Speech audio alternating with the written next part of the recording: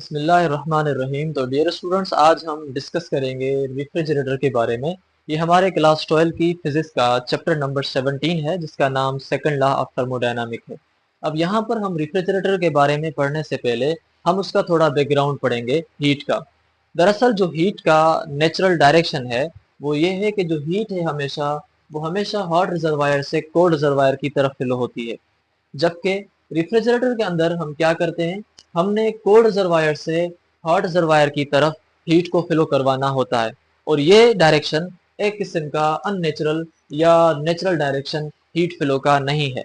और अगर आपने ये गैर फितरती काम, अननेचुरल वर्क आपने इस हीट से करवाना है, अननेचुरल डायरेक्शन में आपने हीट को फ्लो करवाना है, तो फिर हमने उस हीट को कुछ ना कुछ टेक देनी पड़ेगी। माके काबू कयो, माके टेक दियो, माके टेक दियो। कुछ ना कुछ हमने उसको एक्सटर्नल उसके ऊपर वर्क करना पड़ेगा, तभी ये उल्टा काम कर पाएगा, तभी ये उल्टे डायरेक्शन में जा पाएगा। इसी वजह से हम ये कह रहे हैं कि टू डू दिस, यानी कि to perform the heat flow from cold reservoir to hot reservoir, we have to give some external energy to put into it to let heat flow in reverse direction in the refrigerator, ताकि हम refrigerator के अंदर heat flow को reverse direction में flow करवा सकें, ठंडी object की तरफ से गर्म ऑब्जेक्ट की तरफ।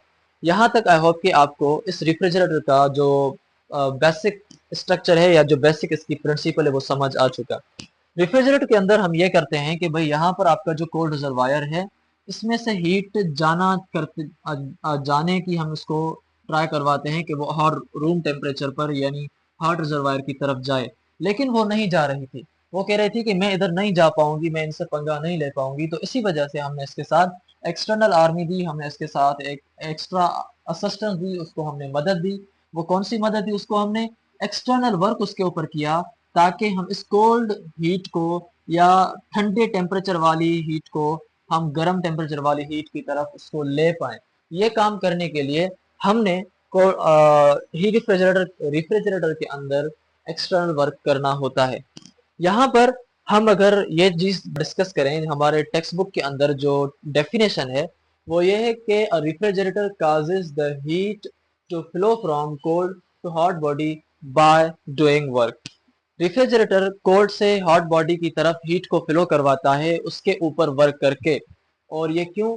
विच cools the space inside the refrigerator, जिसकी वजह से रेफ्रिजरेटर के अंदर स्पेस ठंडी हो सकती है, ठंडी हो पाती है जब ये हम उल्टा काम करते हैं। तो अब ये काम होता किस तरह है, ये प्रोसेस होते किस तरह है, ये हम यहाँ पर समझ लेंगे इसकी स्ट्रक्चर में। लेकिन तब तक हम अगर इसका एग्जाम्पल देखें, हमारे घरों के अंदर जो मुख्तलिफ एसीज होती हैं, एयर कंडीशनर्स होते हैं, उनमें हमारे रूम की जो गर्माइश है उसको वो निकालती हैं बाहर माहौल की गर्माइश में। बाहर कम से कम गर्माइश की माहौल से हमारे रूम की गर्माइश तो कम से कम फिर भी ठंडी है, लेकिन उसके बावजूद भी हमारे कोल्ड रिजर्वायर रूम की हीट को हम बाहर हॉट रिजर्वायर एनवायरनमेंट में फ्लो कर पाते हैं। ये एसी कर पाती है, ये एयर कंडीशनर कर पाता है, with the help of the principle which we are going to study in this refrigerator. ये वही प्रिंसिपल एसी के अंदर भी है जो हम यहाँ पर अभी पढ़ने जा रहे हैं। वो कैसा है वो अब हम यहाँ समझेंगे। लेकिन यहाँ तक अगर आप इसका फार्मूला बनाना चाहें कि जो हमारे पास रेफ्रिजरेटर होता है, जो हमारे पास हीट पंप होता है, उनके अंदर जो आपकी हीट एनर्जी ट्रांसफर होती है वो कोल्ड से हॉट रिजर्वायर की तरफ ट्रांसफर होती है। बट फॉर दिस, इसी को करने के लिए work to be done on the system, work उसके ऊपर किया जाता है। अब इसी स्टेटमेंट से आपने फार्मूला बनाना है। देखें फार्मूला हम कैसे बनाते हैं। यहाँ पर हीट रिजर्वायर की तरफ हीट गई यानी क्यू एच गई। हीट रिजर्वायर की तरफ हीट कहाँ से आई? एक तो हीट ये जो कोल्ड रिजर्वायर से आई ये वाली थी, और दूसरी हमने जो इसके ऊपर वर्क किया ये वाली थी। मतलब ये हुआ कि QC प्लस वर्क ये दोनों मिलकर कहाँ जाती हैं? ये जाती हैं आपकी इस हॉट रिजर्वायर की तरफ। तभी हम कहते हैं कि जो आपका QH है, जो आपका हॉट रिजर्वायर है, वो बराबर है वर्क के, प्लस में आपका वो बराबर है कोल्ड रिजर्वायर के टेम्परेचर के। क्योंकि ये दोनों वर्क वाली एनर्जी और कोल्ड रिजर्वायर वाली एनर्जी दोनों आपकी कहाँ जाती हैं? हॉट रिजर्वायर की तरफ। इसी वजह से हमने यहाँ पर यह फार्मूला लिखा कि भाई जो हीट रिजर्वायर की तरफ या हॉट रिजर्वायर की तरफ हीट आ रही है वो वर्क की भी एनर्जी है और साथ साथ में कोल्ड रिजर्वायर की एनर्जी भी है। अब हम जो है यहाँ पर डिस्कस करते हैं इसकी वर्किंग प्रिंसिपल। मैं इस लेक्चर को ज़्यादा बहुत जल्दी इस वजह से डिस्कस कर रहा हूँ क्योंकि हमने जो पिछले लेंदी वीडियोस बनाए हालांकि वो आपके लिए बहुत बेनिफिशियल थे, लेकिन students weren't going to concern them, that's why we are going to make our videos shorter. अभी हम जो है यहाँ पर इसको अगर देखते हैं, ये पूरा रेफ्रिजरेटर का वर्किंग प्रिंसिपल है। अब इसके अंदर हमारे पास ये है कि जो ये हिस्सा है रेफ्रिजरेटर का, यानी जो कंडेंसर वाला हिस्सा है रेफ्रिजरेटर का, ये आपका फ्रिज के बाहर होता है। ये आप ऐसे समझें कि ये फिर एसी का बाहर वाला हिस्सा, ये फ्रिज का बाहर वाला हिस्सा है। और ये जो हिस्सा है, जो आपका एवापोरेटर वाला हिस्सा है, जो एवापोरेशन वाला हिस्सा है, ये फ्रिज के अंदर होता है। अब यहाँ पर ये होता है कि ये जो आपके पास कंडेंसर वाली कॉइल है, इसको हम कंडेंसर कॉइल कहते हैं। ये जो आपके पास एवापोरेटर वाली कॉइल है, हम इसको एवापोरेटर कॉइल कहते हैं। इन दोनों कॉइल्स के अंदर एक फ्लूइड घूमता है, उस फ्लूइड का नाम है रिफ्रिजरेंट। जिस तरह हमारे वीन्स के अंदर हमारे ब्लड जो है सर्कुलेट करता है, इन द सेम वे फ्रिज के इन कॉइल्स के अंदर फ्लूइड सर्कुलेट करता है, उस फ्लूइड का नाम रिफ्रिजरेंट है। और वो फ्लूइड अगर आपकी एसी कूलिंग खत्म करवा जाती है तो आप उस कंप्रेसर को आप कुछ ना कुछ में फिल करवाते हैं, वो जो चीज आप फिल करवाते हैं उसका नाम रिफ्रिजरेंट है। अब हम यहाँ देखेंगे कि इस पूरे कॉइल के अंदर रिफ्रिजरेंट फिल्ड है, ठीक है। अब रिफ्रिजरेंट क्या करेगा, अब यहाँ पर आप समझे, ये जो आपका हिस्सा है, अगर इसके अंदर रिफ्रिजरेंट आएगा, ये जो आपका फ्रिज के अंदर हिस्सा है, तो यहाँ पर वो रिफ्रिजरेंट फ्रिज के अंदर वाली जो हीट है उसको एब्जॉर्ब करेगा अपने अंदर।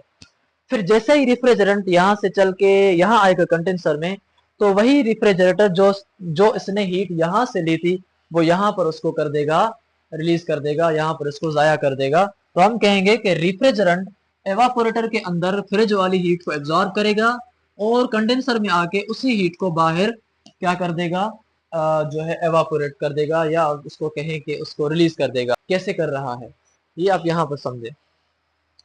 रिफ्रिजरेंट सर्कुलेशन क्या होती है कि एक किस्म का स्पेशल फ्लूइड है जिसका नाम रिफ्रिजरेंट है, GERENT, रिफ्रिजरेंट है। और वो सर्कुलेट होता है through two sets of metal coil, ये दोनों मेटल कॉइल के सेट्स में वो फ्लो करता है। सबसे पहले क्या होता है, हीट एब्जॉर्प्शन होती है। जैसे ही जो रिफ्रिजरेंट है in the low pressure cold coil inside, यानी कि जब ये इस लो प्रेशर या कोल्ड या ठंडी जगह पर आता है, तो फिर वो रिफ्रिजरेंट क्या करता है, वो आपका रिफ्रिजरेंट हीट को एब्जॉर्ब करता है, कूलिंग द स्पेस। जब आप हीट को एब्जॉर्ब कर देते हैं तो हीट बचेगी नहीं, तो उस जगह पर क्या हो जाएगी, उस जगह पर ठंडक हो जाएगी। तभी हम कह रहे हैं कि ये जो रिफ्रिजरेंट है, ये इस फ्रिज के अंदर वाली जो हीट है वो अपने अंदर एब्जॉर्ब करेगा, तो फ्रिज के अंदर या कमरे के अंदर क्या हो जाएगी, ठंडक हो जाएगी, स्पेस को कूल कर देगा। इसको हम बाद में पढ़ते हैं। अब आते हैं हम हीट एब्जॉर्प्शन के बाद हीट रिलीज पर। हीट रिलीज में क्या होगा कि जो हॉट रिफ्रिजरेंट है जिसने हीट यहां से ली थी, तो अब ये आपका रिफ्रिजरेंट अब आपका हो चुका है गर्म। अब हॉट रिफ्रिजरेंट मूव करेगा to the external coils and release absorbed heat into the surrounding. इसके अंदर जो एब्जॉर्ब्ड हीट थी इस रिफ्रिजरेंट के अंदर, वो इस कॉइल से होता हुआ इस कंडेंसर के अंदर आएगा, और यहाँ पर उसके अंदर जो हीट जज़ब थी वो अभी उसको रिलीज कर देगा, अपनी हीट को निकाल देगा। अब जैसे हीट को निकाल देगा, फिर ये ठंडा होके फिर यहाँ आएगा, फिर यहाँ आके यहाँ की गर्माइश जो बिल्कुल छोटी है उसको गर्माइश को लेगा, फिर यहाँ आके इसको रिलीज करेगा, फिर घूमता जाएगा। इस तरह से इसका जो प्रोसेस है रिफ्रिजरेंट का इन दोनों कॉइल्स में वो चलता रहेगा। तभी हम कह रहे हैं कि साइकिल आपका रिपीट होगा, refrigerant returns and continuously absorbs and remove the heat energy in the refrigerator. अब यहाँ पर बात यह है कि फ्रिज के अंदर या एसी के अंदर या एयर कंडीशनर के अंदर हम कंप्रेसर को यूज क्यों करते हैं।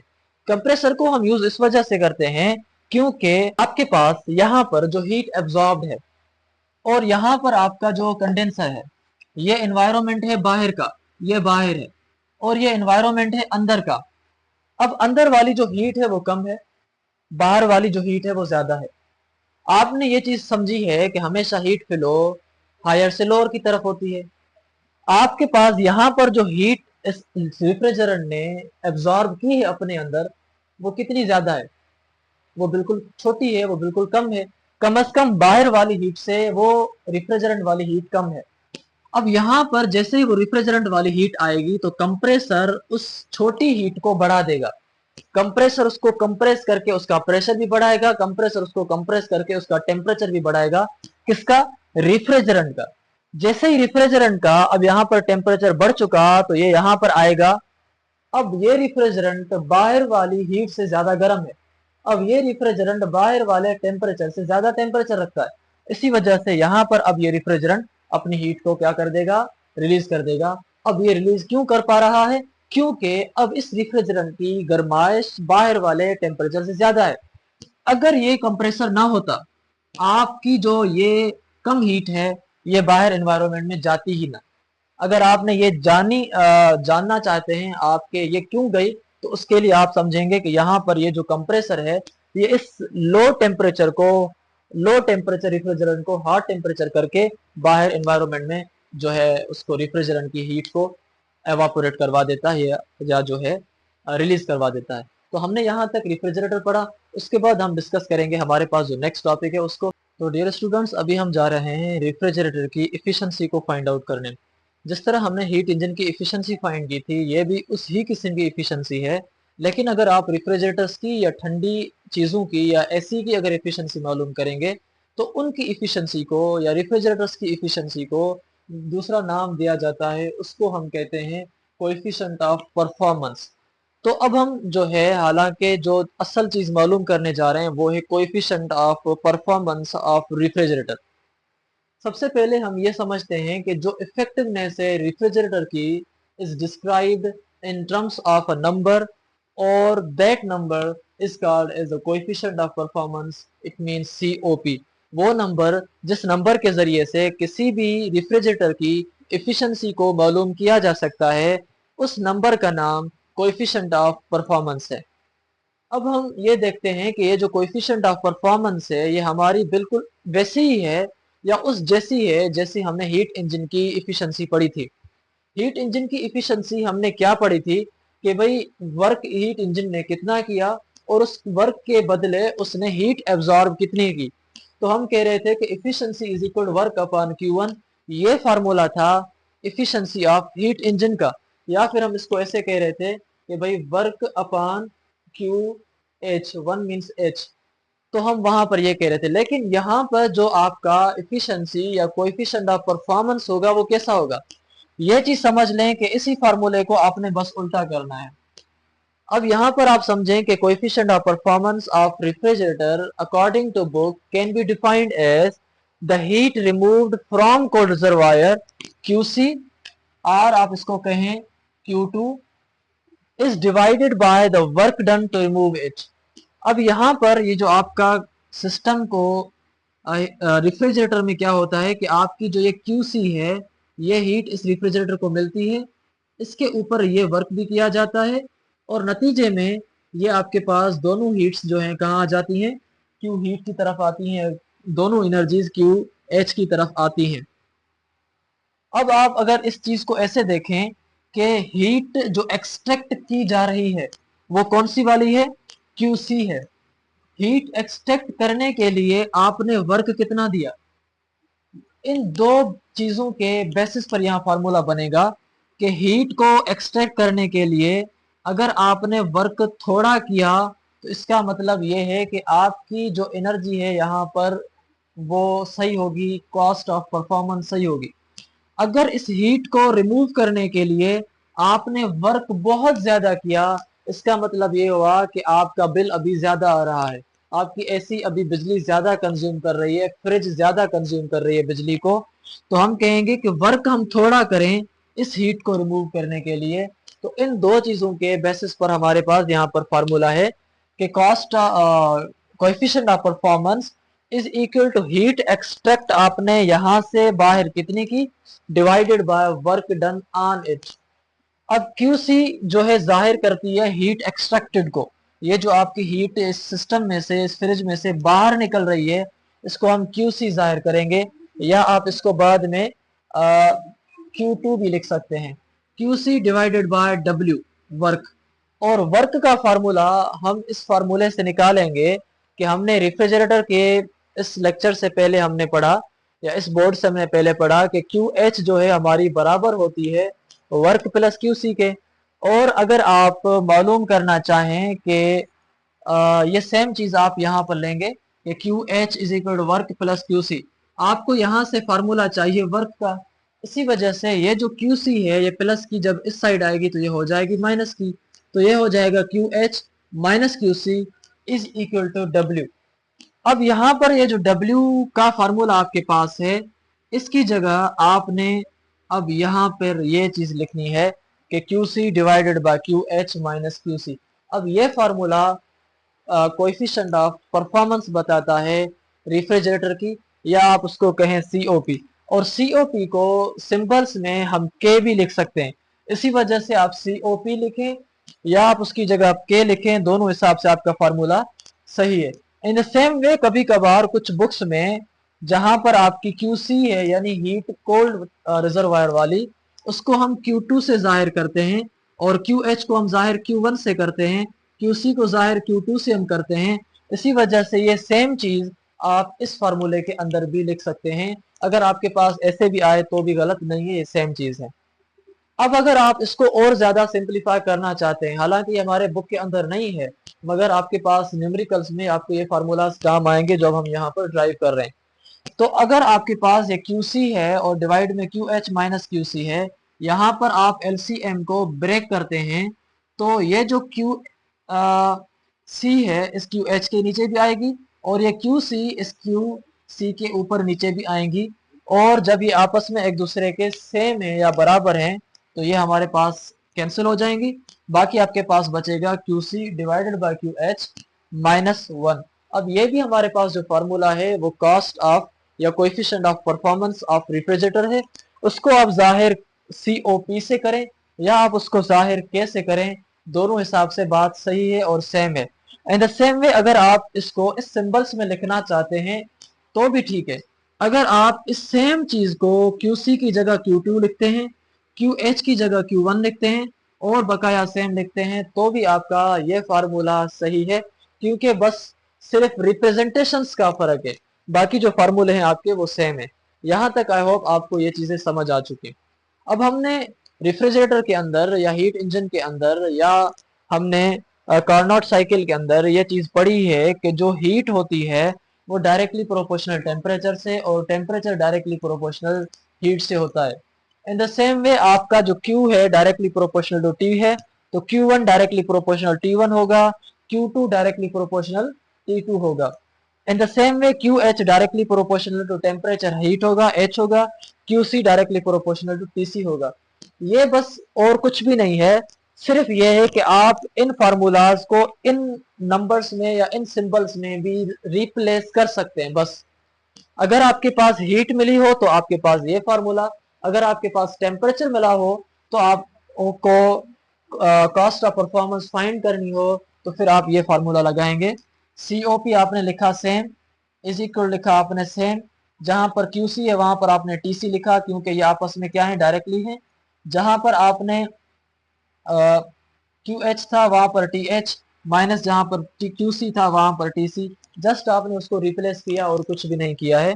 इन द सेम वे आप इसको TC को हम T2 भी लिख सकते हैं, TH को हम T1 भी लिख सकते हैं, TC को हम T2 भी लिख सकते हैं। तो ये फार्मूलाज भी आपके इस तरह भी हो सकते हैं।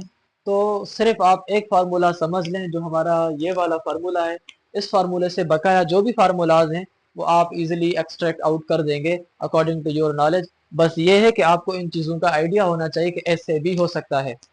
अब अगर आपके पास परसेंटेज मालूम करनी हो या आपने इन चीज़ों को इस तरीके से लिखना हो तो आपका ये फार्मूला इस तरह भी हो जाएगा, COP is equal TC divide by TH minus 1। जैसे आपका ये फार्मूला है ना, QC divide by QH minus 1, तो ये आपका हो गया TC divided by TH minus 1।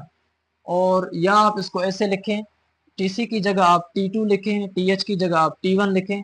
तो आप इन फार्मूलाज को ऐसे भी रीअरेंज करके या ऐसे भी दूसरी सिंबल्स में लिख सकते हैं। अब आपके पास परसेंटेज अगर मालूम करनी हो तो परसेंटेज के लिए हमने इन फार्मूलाज को इससे भी ज़्यादा समझाया था हीट इंजन की एफिशिएंसी के अंदर, कि आपके पास अगर परसेंटेज मालूम करनी होती है तो जो फार्मूला आपके पास है उसके साथ 100 मल्टीप्लाई करो बस। अब आपके पास ये फार्मूला है QC minus QH divide by QH minus 1। ये सेम फार्मूला, अगर इसी फार्मूले के अंदर आपको परसेंटेज कही जाए तो आप सेम वैल्यू को मल्टीप्लाई करेंगे 100 के साथ। अगर आपके पास ये फार्मूला हो, परसेंटेज फाइंड करनी हो तो मल्टीप्लाई करेंगे 100 के साथ, तो आपको लास्ट में जो वैल्यू मिलेगा cost of coefficient of performance का, वो वैल्यू आपको मिलेगा परसेंटेज में। बस ये फर्क होता है। दूसरी चीज यहाँ पर आप ये समझ लें कि जिस तरह हमने कहा कि दुनिया के अंदर जो भी हीट इंजन हैं, उन सारी की सारी हीट इंजन की जो एफिशिएंसी है वो 100% से लेस होगी, 100% से कम होगी, या अगर नंबर 1 देखें तो नंबर 1 से कम होगी वैल्यू 1 से। लेकिन रेफ्रिजरेटर उससे रिवर्स है। रेफ्रिजरेटर जो भी दुनिया में है उन सब की जो एफिशिएंसी होती है या उन सब की जो परसेंटेज होती है वो हमेशा 100% से ग्रेटर होती है। तो आई होप को कि आपको यहाँ तक जो हमारी चीजें हैं वो जरूर समझ आ चुकी हैं। Cost of coefficient of performance हमारे पास जो किसी अच्छी रेफ्रिजरेटर का है वो आपका 5 और 6 होता है, और coefficient of performance, efficiency, ratio, इनको कोई भी यूनिट नहीं होता। तभी हमने लिखा है कि भाई जिसकी COP 5 हो या जिसकी COP 6 हो वो रेफ्रिजरेटर अच्छी कंपनी का रेफ्रिजरेटर है, और उस रेफ्रिजरेटर के अंदर जो कंप्रेसर यूज किया गया है वो कंप्रेसर के अंदर जो फ्लूइड है वो भी बिल्कुल अच्छी क्वांटिटी का है।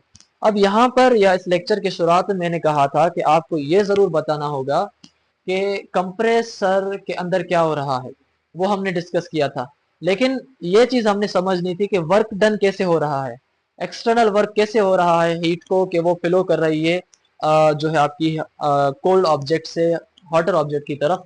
तो एक्सटर्नल वर्क फ्रिज के अंदर जो करने वाला ऑब्जेक्ट है उसका नाम है कंप्रेसर। कंप्रेसर वो इक्विपमेंट है जो उस फ्लूइड के ऊपर एक्सटर्नल वर्क करता है, एक्सटर्नल वर्क करके उसकी हीट ठंडे ऑब्जेक्ट से गर्म ऑब्जेक्ट की तरफ मुंतकिल करता है। तो इस तरह से हमारा जो ये टॉपिक है जिसमें हमने रेफ्रिजरेटर को डिस्कस किया वो हो चुका खत्म। तो मिलेंगे नए वीडियो में, तब तक दीजिएगा इजाजत। अल्लाह हाफिज।